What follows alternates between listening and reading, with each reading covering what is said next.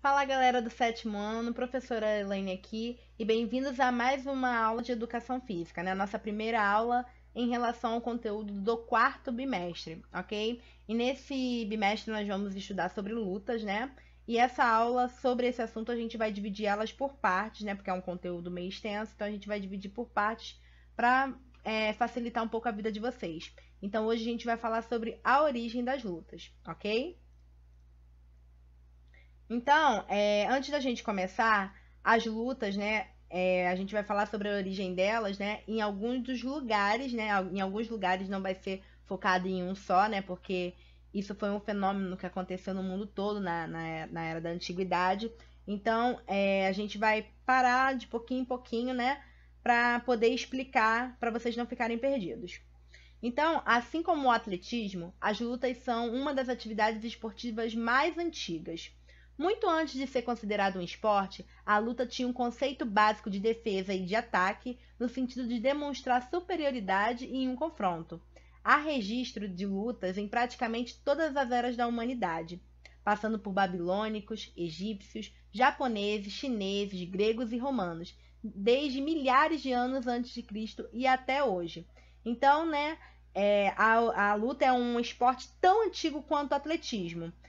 Aí eu não mencionei, mas além, né, do conceito de defesa e de ataque, né, era também a questão de sobrevivência, igual no atletismo, né, que lançava, se saltava, se corria, né, para a sobrevivência, né, através da luta, da caçada. A luta também teve esse sentido também de sobrevivência na era da antiguidade, ok?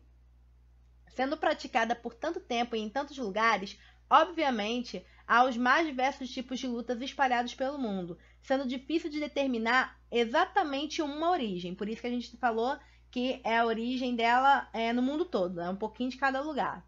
Mas os grandes responsáveis pela introdução da modalidade no mundo esportivo foram os gregos. Esses tinham uma forma de lutar conhecida como pancrácio, uma modalidade presente nos primeiros Jogos Olímpicos da Era Antiga. Essa foto aí em cima, né, no canto superior esquerdo, ele demonstra essa escultura, ela demonstra como era o pancrácio. O pancrácio era uma luta, né, naquela época que os gregos lutavam. Em Roma, os gladiadores eram escravos de terras conquistadas, que participavam de torneios de luta que serviam como entretenimento para os imperadores de Roma. Já naquela época, faziam uso das técnicas de luta 2. Então, se vocês também podem observar nessa imagem que está aí no canto superior esquerdo, aí, né, representa o Coliseu, né, onde os gladiadores lutavam. E se vocês repararem bem a imagem, né, vocês podem ver que tem pessoas mutiladas no chão, né, guerreiros de pé. Ali era muito comum que os gladiadores, às vezes não eram nem grandes guerreiros em si, às vezes eram pessoas comuns da própria população.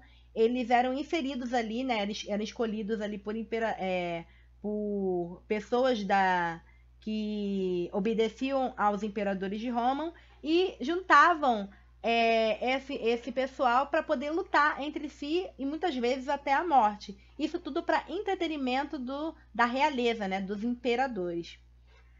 Então, para quem não sabe, o Coliseu, né, para quem nunca ouviu falar, o Coliseu é esse estádio aí que geralmente acontecia essas lutas.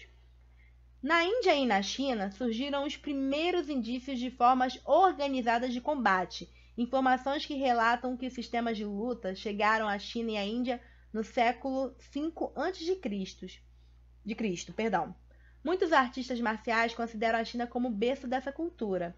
Os países europeus, após o século XIV, começaram as suas expansões e descobertas de territórios, tendo contato com a cultura de outros países, e assim conseguiram trazer desses locais descobertos alguns tipos de luta, onde reproduziram as mesmas no seu continente. Em alguns casos, adaptaram as técnicas para que elas pudessem ser melhoradas. Então, só para explicar uma parte, quando eles falam sistema de luta organizada, como assim sistema de luta organizada? É justamente a luta numa forma de, vamos dizer assim, numa forma artística, numa forma com alguma finalidade, né? Que não seja para entretenimento, para sobrevivência, ou até mesmo para métodos primitivos, como era usado tanto, né, em Roma ou na Grécia antigamente. Então, a luta ali começou a ter começou o formato que ela tem hoje, né? Lutas de conceitos, às vezes por disciplina, por questões mesmo esportivas, né? As formas organizadas das lutas que se deram naquela época.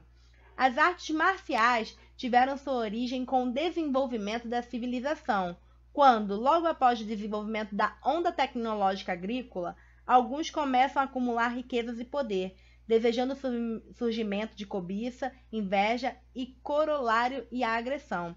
A necessidade abriu espaço para a profissionalização da proteção pessoal. Então, mais à frente, vocês vão perceber que lutas e artes marciais elas assim, à primeira vista parecem ter o mesmo significado, né? O mesmo sentido, porém elas têm ali finalidades um pouco diferentes. Então, quando a arte marcial surgiu, né, ela se deu à origem de uma arte, né, que fosse voltada para a proteção pessoal. Então, ela começou ali a funcionar como os professores de artes marciais começaram a funcionar ali como se fosse uma espécie de profissão, né? Eles ensinavam a autodefesa para as pessoas.